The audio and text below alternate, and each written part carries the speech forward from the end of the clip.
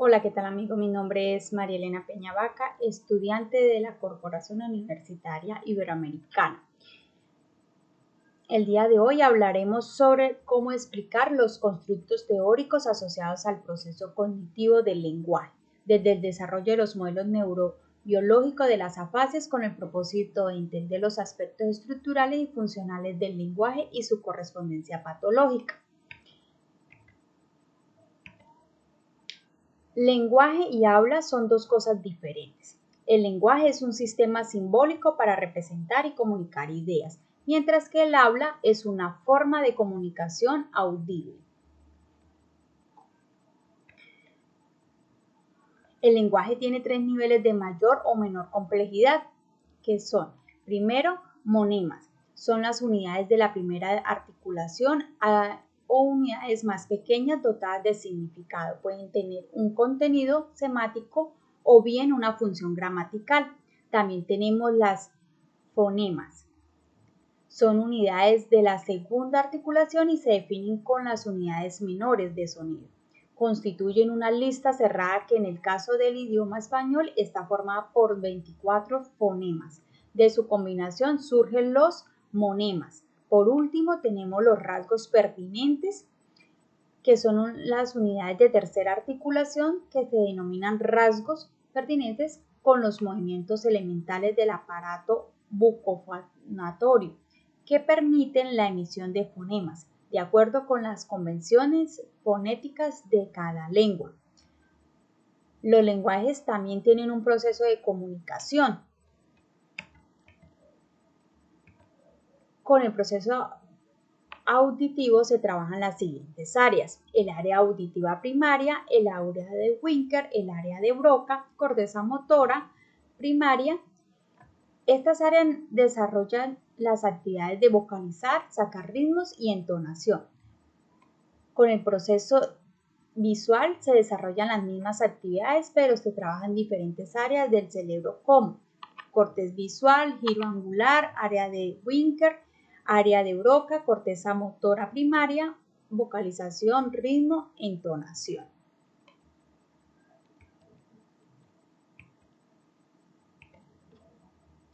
El lenguaje también tiene unas bases neurológicas en las cuales se pueden distinguir dos tipos de estructuras reguladoras del lenguaje: los componentes corticales y los extracorticales. Los componentes corticales son el origen del lenguaje, como la actividad simbólica se localiza en la corteza cerebral y especialmente en el cortex asociativo. Podemos distinguir dos áreas reguladoras del lenguaje situadas en el polo anterior y en el polo posterior del cerebro. De estos componentes se desprende el área expresiva, que se sitúa en el polo anterior del cerebro, sobre el territorio ocupado por el lóbulo frontal, y está encargada de la motivación lingüística y la articulación verbal de las palabras y de la escritura. Aquí se origina la iniciativa para el desarrollo de cualquier actividad lingüística de tipo expresivo y comprende las siguientes zonas: área prefrontal, que está especializada en los procesos motivacionales del lenguaje, generando las estrategias necesarias para iniciar la comunicación verbal, oral o escrita. Otra de las zonas es el área de Broca, la cual es una parte de la corteza premotora del área 44 y 45 del mapa de Broman, responsable de la preparación de los programas motores necesarios para la adecuada expresión de la lengua oral y escrito, coordinando la actividad de los músculos que intervienen en el habla y la escritura. Y la última zona es el área expresiva de la corteza motora primaria, que está situada por delante de la cisura central. Sigue las instrucciones elaboradas por la corteza premotora y por el área prefrontal, siendo responsable de iniciar los movimientos bucofonitorios para pronunciar las palabras y los que guían la escritura. Otro componente cortical es el área receptiva. Está situada en la zona posterior del cortex. Es responsable de la regulación del lenguaje comprensivo e incluye los lóbulos temporales, occipitales y parietales. En esos tenemos el lóbulo temporal izquierdo, que está especializado en los procesos de análisis y la síntesis de sonido del habla, y en él se encuentran las áreas de Cheshire y de Winker. La circunvalación de Cheshire está situada en el tercio posterior de la cara externa del lóbulo temporal y corresponde al área auditiva y primaria. Su función consiste en la recepción de las palabras, que posteriormente serán codificadas en las áreas multimodales del lóbulo temporal. El área de Winker se localiza en la zona posterior del lóbulo temporal izquierdo y su función es dotar significado al lenguaje oral escrito realizado en un análisis fonológico y semántico que permite transformar la información auditiva en unidades de significado o palabras. Por su parte, el lóbulo occipital permite identificación visual de las imágenes lingüísticas. El área 17, corteza visual primaria, procesa sensaciones visuales que intervienen en los procesos de identificación de la lectura y la escritura. El corteza visual asociativo realiza análisis perceptivo de las palabras escritas o leídas. Y por último, tenemos el lóbulo parietal. Es una de las zonas de interacción de los estímulos visuales y auditivos y dispone de dos áreas de gran importancia para el lenguaje: la circunvalación supramarginal y la circunvalación angular. Ambas están situadas en la zona posterior del lóbulo parietal izquierdo y se desempeñan conjuntamente, permitiendo la comprensión del lenguaje lectoescritor. Lo anterior hizo referencia a los componentes corticales. Ahora vamos a ver los componentes extracorticales, que son un conjunto de los componentes corticales. Es necesaria la puesta en juego de diferentes estructuras situadas en las sustancias blancas y grises del interior cerebral, el cerebelo y el tronco cerebral, permitiendo el proceso de la elaboración del lenguaje oral y escrito de un modo fluido y preciso. Primero componente extracortical es el fascículo arqueado, que es un haz de fibras de sustancia blanca que interconecta las áreas de Broca y Winker, facilitando la sincronización del lenguaje comprensivo y expresivo. Sigue el tálamo, que interviene en la red asociativa y conecta entre sí las áreas del lenguaje comprensivo y expresivo a través de varios núcleos talámicos que tienen una excepcional importancia en la regulación del lenguaje. El núcleo pulvinar es responsable de coordinar la actividad de las zonas corticales del habla, integrando las afarencias visuales acústicas. Los núcleos geniculados, que son responsables del procesamiento inicial.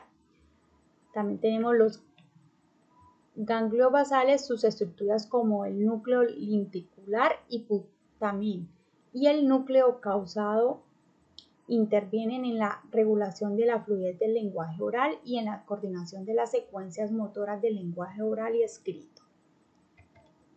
Tenemos el cerebelo, que es responsable junto con los ganglios basales de coordinar la fluidez del movimiento de articulación del lenguaje oral y de la escritura. Y por último, el tronco encefálico es una vía de paso que contiene las fibras motoras facilitadoras de correcta transmisión de las eferencias motoras del lenguaje y también es responsable de dotar de suficiente nivel de alerta organismo para permitir la activación lingüística gracias a los centros de la formación reticular que alberga. También tenemos una participación del hemisferio derecho del lenguaje. La mayoría de las personas tienen predominio del hemisferio izquierdo en las actividades lingüísticas. La práctica total de los diestros es el 70% de los zurdos, que utilizan preferiblemente el hemisferio izquierdo para el lenguaje. por lo que las competencias lingüísticas que se pueden atribuir al hemisferio derecho son secundarias. Sin embargo, sus lesiones pueden afectar a ciertos componentes del lenguaje, especialmente de tipo pragmático, impidiendo su utilización en el contexto adecuado.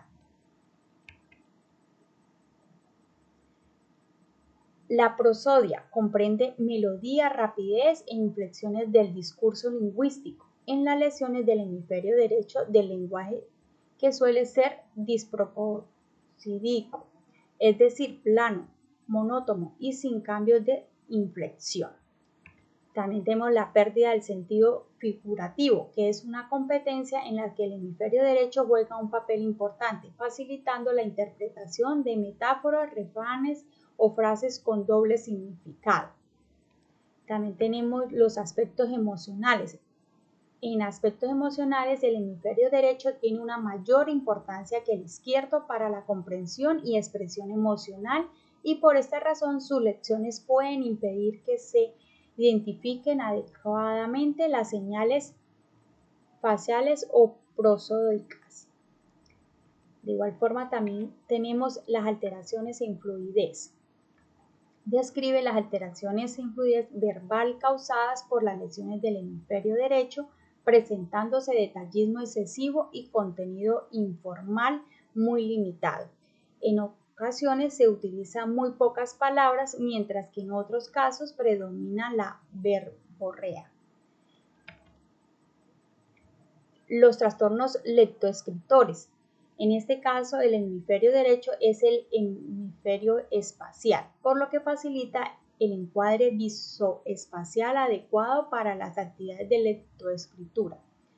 Sus lecciones pueden provocar alteraciones en la visopercepción que resten eficacia y fluidez a ambas. Y por último, tenemos trastornos de fluidez verbal, la lesión de las áreas motoras del hemisferio derecho que pueden provocar distría, lentificación del habla o alteraciones de la calidez de la voz. Aparte de los trastornos, hay otras patologías como la disfonía, que es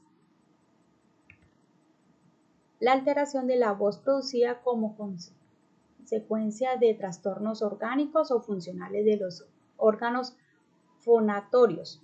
Se manifiesta por cambios en el tono, intensidad, el timbre y duración de la voz, a pesar de estar preservada la función simbólica del lenguaje. También tenemos la distría, es el trastorno de la circulación del habla causado por alteraciones neuromusculares, estando preservando el lenguaje. Puede estar causada por la lesión del sistema nervioso central o por lesión de los sistemas efectores del lenguaje. Tenemos también la dislalia, es un trastorno de la articulación de las palabras causando por lesiones periféricas. En ocasiones sus síntomas se pueden confundir con los de la disartria, aunque su diferencia estriba en que las dislasias no existen un trastorno explícito en el sistema nervioso. Tenemos el disfema, el cual es trastorno de la elocución, que se caracteriza por el bloqueo espasmódico que interrumpe o impide la emisión de la palabra, produciendo una repetición involuntaria de las sílabas o palabras o detenciones espasmódicas que interrumpen la fluidez verbal. Tenemos disglosia, el trastorno de la pronunciación causado por lesiones o malformaciones estructurales de los órganos del habla de origen neurológico. También recibe la denominación de dislexia orgánica. Y a estas patologías se le suma también las afasias, el cual es un trastorno causado por la lesión cerebral que afecta el procesamiento simbólico del lenguaje y se caracteriza por la presencia en grado variable de trastornos de comprensión, expresión, denominación, fluidez y repetición, acompañados por alteraciones en la lectura, la escritura o el cálculo, a diferencia de otros trastornos del lenguaje como disglía, disfemia o disfonía, que no afecta al plano simbólico. Se puede clasificar en función de diversos parámetros como el tipo de material afectado o el grado de fluidez. En función de este criterio, Ardila 1991 nos indica las que se dividen en fluidas y no fluidas. Las afasias fluidas se caracterizan por la mayor preservación del lenguaje y expresivo e incluye la afasia de Winker, que es una modalidad de afasia fluida que está causada por la lesión de la circunvalación temporal superior del hemisferio izquierdo. También recibe otras denominaciones como la afasia sensorial, acústica, repetitiva o central. Otra es la afasia anómica. Es una modalidad de afasia fluida causada por lesiones en la circunvalación temporal inferior y izquierda o por lesión del giro angular. También se denomina afasia nominal, amnésica o semántica. Sigue la afasia de conducción. Es una variedad de afasia fluida también denominada afasia motora, aferente o afasia central. Se produce con la lesión del fascículo arqueado y también por la lesión de la ínsula o de la circunvalación supramarginal, lo cual es causada por la disociación entre el corteza temporal y la tercera circunvalación frontal. Por último, la afasia sensorial, que es una variedad de afasia fluida que se produce como consecuencia de las lesiones de arteria central media en las áreas de convergencia temporal próximas al área de Wink. Estas fueron las afasias fluidas. Ahora siguen las afasias no fluidas, que cursan con mayor deterioro de la expresión lingüística e incluyen la afasia de Broca, que también recibe las denominaciones de afasia de expresión motora, verbal, eferente o anterior. También tenemos la afasia transcortical motora, llamada afasia frontal dinámica por Luria o en ocasiones afasia adimínica. Está causada por las lesiones localizadas por delante o por encima del área de Broca o del área motora suplementaria del lóbulo frontal izquierdo. Y por último tenemos la afasia global. Suele producirse por accidentes cerebrovasculares que causan daño masivo en el hemisferio izquierdo, afectando a todas las áreas del lenguaje en torno a la cisura de Silvio. Como vimos anteriormente, hay muchas patologías en torno al lenguaje. A continuación hablaremos de algunos modelos teóricos.